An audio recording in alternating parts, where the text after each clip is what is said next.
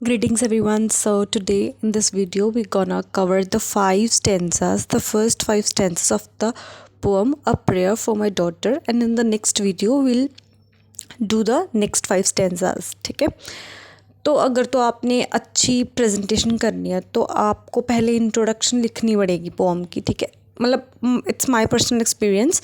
ठीक है, पहले स्टार्टिंग में ये तो नहीं लिखोगे, स्टार्टिंग में आप डब्ल्यू बीट्स के बारे में लिखोगे फॉर श्योर, उसकी autobiography and more over what kind of poet he was, और भी उनकी क्या क्या पोम्स थी, क्या क्या उनकी लाइफ में क्या था, मतलब वो क्यों इंग्लिश लिटरेचर के महान पोएट हैं. ठीक है, उसकी वीडियो भी विद नोट्स मैंने डाल दी है, डिस्क्रिप्शन में लिंक है, वहाँ पे जाके आप वो नोट्स कैरी कर लेना. जितने भी मैंने नोट्स दिए ना उस वीडियो में भी, उसका एक पैरा उठा लेना. ठीक है, एक पैरा तो आपने स्टार्टिंग में डब्ल्यू बी ईट्स के बारे में लिखना ही है. ठीक है, उसके बाद you can introduce with the pome. ठीक है, हम पढ़ते हैं, उसके बाद हम स्टेंसेस शुरू करेंगे. ठीक है, पहले पता हो जिन्होंने सिर्फ फॉर अंडरस्टैंडिंग सेक लिखनी है. ठीक है, ये तो नोट्स भी हैं, इस वीडियो में भी आपको नोट्स मिलेंगे सारे स्टेंजास के, और नेक्स्ट वीडियो में पूरी पोम के critical appreciation notes, each and everything, tone, style, critical comments, critics, quotes, each and everything next video के एंड में आपको मिल जाएगा. ठीक है, इस वीडियो में आपको हर स्टेंजा के बाद नोट्स मिलेंगे और ये भी इंट्रोडक्शन के नोट्स हैं. ठीक है, ये इनफ है. ठीक है, जिन्होंने तो सिर्फ पोम पढ़नी है वो इससे स्किप करके आगे चल जाए वीडियो के. चलो शुरू करते हैं. So this is a personal poem which reflects the gloom of the poet and his fear of a stormy future. देखो नाम ही बता रहा है. ठीक है, कि एक पर्सनल पोम है और फ्यूचर के बारे में बता रहा है. This poem was written after the First World War and it reflects post war frustration. So war के बाद जो अंदर लड़ाई होती है खुद से और जितनी भी फ्रस्ट्रेशंस होती है, एंग्जाइटी होती है, वो इस पोम में दिखाई गई है. The war ended in 1919 but Ireland remained disturbed. ठीक है, आयरलैंड में फिर भी वो सिचुएशंस जो थी वो डिफरेंट थी. His infant daughter Annie Butler Yeats, born in 1919, will have to face the challenges of the future. How best could she face the struggles of life? But जो उसकी बेटी थी उसने तो पोस्ट वॉर ही चीज़ें फेस करनी थी. ठीक है, वॉर के बाद जो सिचुएशंस होती है ना, किसी भी वॉर के बाद सिचुएशंस वर्स होती हैं. ठीक है, बहुत वर्स्ट होती है. ठीक है, तो उसे डर था कि उसकी जो बेटी थी एनी बटलर, उसे ये सब फेस करना पड़ रहा था. ठीक है, और वो आगे क्या करेगी, मतलब वो जो स्मूथ लाइफ मिलती है एक बच्चे को वो नहीं मिलेगी, तो उसके लिए वो प्रेयर कर रहा है, डर रहा है. The poet thinks of some qualities और traits of character which can sustain her in the future and make her life joyful and happy. और वो सोच रहा है कि मेरी बेटी ऐसी होनी चाहिए, ऐसी होनी चाहिए, इसके कारण अगर ये उसमें क्वालिटीज़ होंगी तो वो लाइफ और फ्यूचर को अच्छी तरह से फेस कर पाएगी और इसे दिक्कत जो है कम होगी.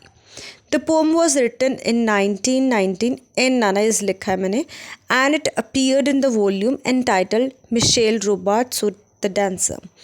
ये लाइन तो एग्जैक्टली सेम आपने लिखनी ही लिखनी है. ठीक है, वैसे बहुत छोटा पैरा, आप इसको अच्छे से पढ़ लेना और लिख लेना कॉपीज़ में. ठीक है, ये इम्पॉर्टेंट है. मतलब कोई भी चीज़ शुरू करने से पहले अगर उसकी हिस्ट्री जान लो और लिखते हो तो ऑब्वियसली वो बेटर ही है. एक अच्छी प्रेजेंटेशन हो, पता लगता है कि हाँ you have read through out the text. So yes guys, for MA English students I have prepared notes on my own. किसी भी नेट से कॉपीड नहीं है. ठीक है, अगर आपको फुल सब्जेक्ट के नोट्स चाहिए, जैसे सब्जेक्ट पोइट्री है उसके नोट्स चाहिए, तो दैट इज़ ऑफ ₹250. अगर आपको एक सेक्शन के चाहिए, जैसे एक सेक्शन विलियम बटलर ईट्स का है ना, एक फिलिप लार्किन का, अगर सिर्फ एक एक सेक्शन के नोट्स चाहिए तो that is of ₹100. You can call और SMS at the given number. ठीक है, तो मुझे बता देना व्हाट यू वांट. ठीक है, I have prepare it only for you in PDF format. आपको सिर्फ उसका प्रिंट निकलवाना है और स्टार्ट लर्निंग. ठीक है, कुछ भी आपको नेट से या कहीं से भी समझने की ज़रूरत नहीं पड़ेगी. Notes will include summaries, themes, critical analysis, critical comments, critics, tone, style. कोई भी जॉनर पीछे नहीं छूटेगा, हर चीज़ नोट्स में इंक्लूडेड होगी. So let's begin with the pome. Once more the storm is howling. Howling का मतलब होता है बहुत खतरनाक आवाज़, डेडली आवाज़, mournful. ठीक है, and half hid under this cradle hood and cover lid my child sleeps on. So Yeats कहते हैं कि बाहर जो है वो तूफ़ान बहुत ज़ोर से बाहर चल रहा है, बहुत ही ख़तरनाक, बहुत टेरेबल तूफ़ान है बाहर, ठीक है। वो कह रहे हैं कि हाफ हिड मतलब छुपना, छुपी हुई अंडर दिस क्रेडल का मतलब होता है झूला। क्रेडल मतलब जो बच्चों के लिए झूला होता है ना, उसे बोलते हैं। हुड कि मतलब जो क्रेडल की वो हुड होती है, जो क्रेडल को कवर करता है वो कपड़ा है ना, वो। कवर लिड मतलब प्रॉपर जो हम ऊपर ओढ़ते हैं है ना, ओढ़ के सोते हैं ना हम, शीट, उसे बोलते हैं कवर लिड। वो कह रहा है कि अंदर घुसी हुई, झूले के अंदर पूरी तरह से ढकी हुई, मतलब उसका मतलब है प्रोटेक्टेड, सुकून से प्रोटेक्टेड जो मेरा बच्चा है वो सो रहा है क्रेडल के अंदर, ठीक है, झूले के अंदर। उसे कोई भी दिक्कत नहीं है, बाहर चाहे जितना भी तूफान चल रहा है, बट मेरा बच्चा बहुत शांति से सो रहा है। There is no obstacle but Gregory's wood and one bare hill. कहते कोई ऑब्स्टिकल मतलब कोई चिंता की बात नहीं है, कोई रुकावट नहीं है, बट क्या रुकावट है? ग्रेगरीज वुड मतलब ग्रेगरी एक शहर का नाम है, वुड मतलब फॉरेस्ट, उनके फॉरेस्ट से, और वन बेयर का मतलब नंगी का मतलब ये नहीं कि मतलब खाली जगह, ठीक है, और हिल से जो तूफान आ रहा है, ग्रेगरीज वुड से मतलब ग्रेगरी फॉरेस्ट से, और जो हिल से तूफान आ रहा है। Whereby the haystack and roof levelling wind, कितनी ब्यूटीफुली उसने पर्सोनिफाई किया है। रूफ लेवलिंग विंड का मतलब होता है ऐसी विंड जितनी खतरनाक, इतनी फोर्सफुल विंड जो लेवल्स ही बहुत डिफरेंट कर देती है, मतलब रूफ के लेवल, रूफ्स को हिला देती है, ठीक है, मतलब हेस्टैक्स को हिला देती है। प्रॉपर जो तूफानी विंड होती है उसे बोलते हैं। Bread on the Atlantic, bread on the Atlantic का मतलब होता है जो अटलांटिक ओशन से आई है, originated from Atlantic ocean, can be state. यही दिक्कत है एक, ठीक है, ये रूफ वाली विंड वाली बात जो कहाँ से आ रही है, हमारे पास आ रही है, कहाँ से मतलब ईट्स के बाद आ रही है, ईट्स के पास आ रही है ग्रेगरी वुड से और हिल से, जो हिला दे रही है रूफ लेवलिंग को, बट ओरिजिन कहाँ से उसका? अटलांटिक ओशन से, ठीक है, विंड का। And for an hour I have walked and prayed because the great gloom that is in my mind. वो कह रहा है अब मैं क्या करूं, कभी उसके पास जा रहा हूँ अपनी बेटी के पास, कभी वापस आ रहा हूँ, ऊपर नीचे हो जा रहा हूँ। मैं क्यों हो ही जा रहा हूँ? क्योंकि जो स्टॉर्म है वो मेरे अंदर भी है, मेरे अंदर भी एक दुख है। ग्लूम का मतलब दर्द है, दुख है मेरी सोल के अंदर भी। एक तो बाहर स्टॉर्म चल रहा है, एक मेरे अंदर है, चिंता है, और मैं प्रे कर रहा हूँ अपनी डॉटर के लिए कि वो सुरक्षित रहे, उसके आने वाला फ्यूचर सुरक्षित रहे। और मुझे इस बात का बहुत डर है वो कैसे स्ट्रगल करेगी, ये जो पोस्ट वॉर सिचुएशन बन चुकी है उसके अंदर डर है, ठीक है। अब हम चलते हैं सेकेंड स्टेंजा। 2 स्टेंजर्स के बाद आपको दोनों स्टेंजर्स की समरी मिलेगी। I have walked and prayed for this young child an hour, 1 घंटे से मैं इधर उधर चल रहा हूँ और प्रे कर रहा हूँ अपनी बच्ची के लिए। And heard the sea wind scream upon the tower and under the arches of the bridge, और मैंने क्या आवाज़ सुनी किसकी? जो समुंदर से हवा चल रही है, चीख रही है, स्क्रीम मतलब श्रिल वॉइस जो आ रही है टावर के लिए, और कहाँ से आ रही है? Under the bridge. एक तो सी से आ रही है और एक अंडर द ब्रिज से भी आ रही है।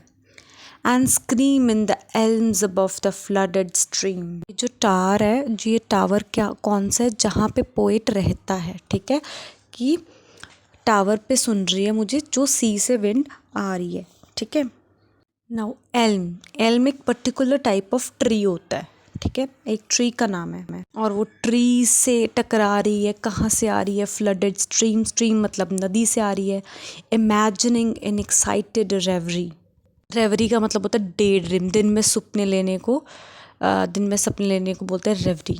अब कहते मैं तो प्रेयर कर रहा था अपनी डॉटर के लिए, बट ये जो साउंड आ रही है सी से, विंड की साउंड आ रही है, और मेरे जो टावर तक पहुंच रही है, फिर जो ब्रिज से साउंड आ रही है, इसने मुझे डिस्टर्ब कर दिया है, और मैं बहुत डर चुका हूँ। मेरा जो माइंड है वो बहुत फियरफुल हो गया है, ठीक है, फियरफुल है और एक्साइटेड है। क्यों? मैं इमेजिन कर रहा हूँ that the future years had come, कि जो फ्यूचर है मेरी बेटी का वो कैसा होगा। इमेजिनिंग मतलब मैं सोच रहा हूँ, इन रेवरी मतलब दिन में सपने ले रहा हूँ, दिन में सपने लेके सोच रहा हूँ कि जो आने वाला फ्यूचर है मेरी बेटी का वो कैसा होगा।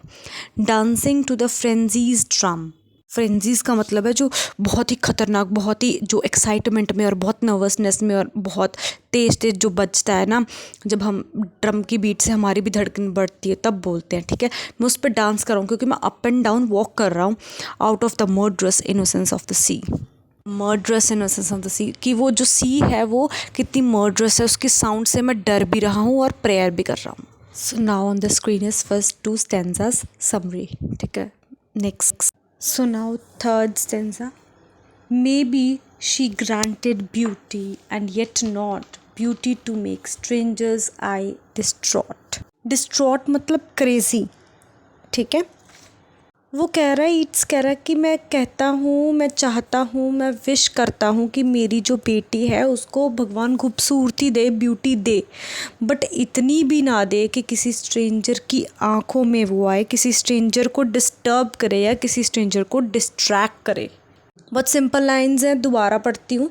मे she be granted beauty and yet not beauty to make strangers eye distraught or hers before a looking glass, और ना ही उसको डिस्ट्रैक्ट करे जब वो अपने आप को शीशे में देखे।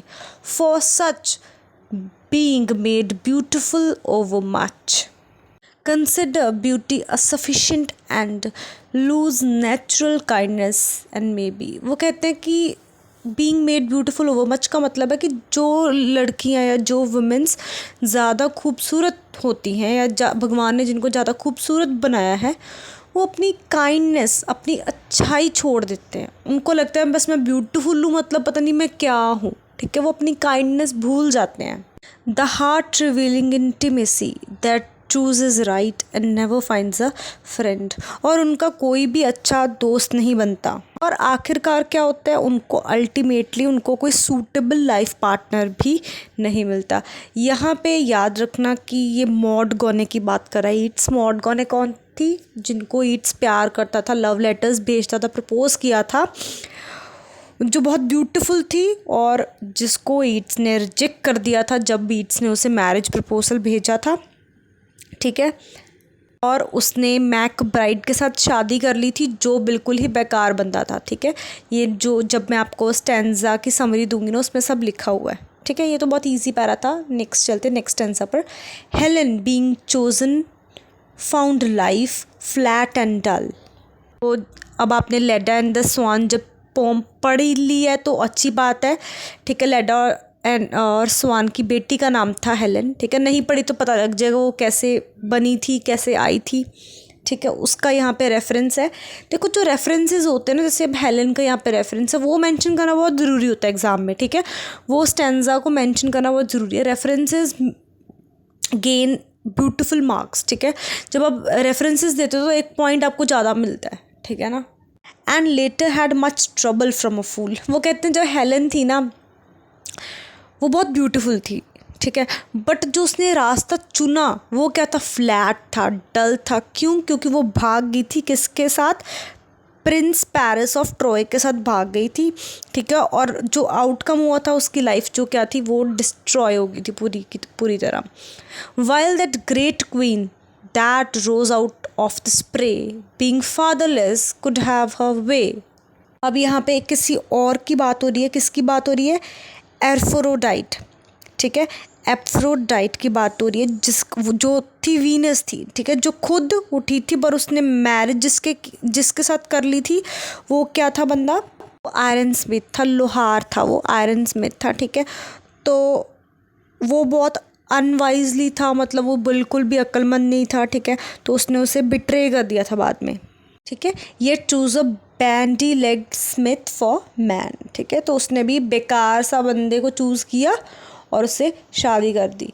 It's certain that fine women eat a crazy salad with their meat. कहते हैं कि ये कहावत है कि जो वुमेन है ना वो खाने में हमेशा गलती खाती हैं।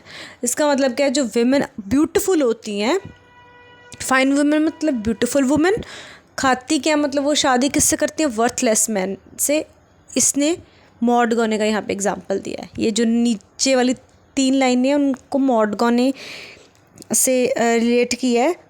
तो way by the horn of plenty is undone, और अब वो इसलिए वो ना खुश रहती हैं, दुखी रहती हैं।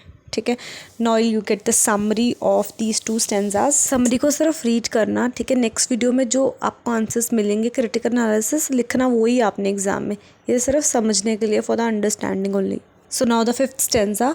इन courtesy I'd have her chiefly learned. Hearts are not had as a gift, but hearts are earned. कहता मैं नहीं चाहता कि उसके पास ब्यूटी हो, ब्यूटी से ज़्यादा उसके पास एक ऐसी वर्च्यू हो, वर्च्यू मतलब कर्टसी मतलब काइंडनेस, रिस्पेक्ट हो।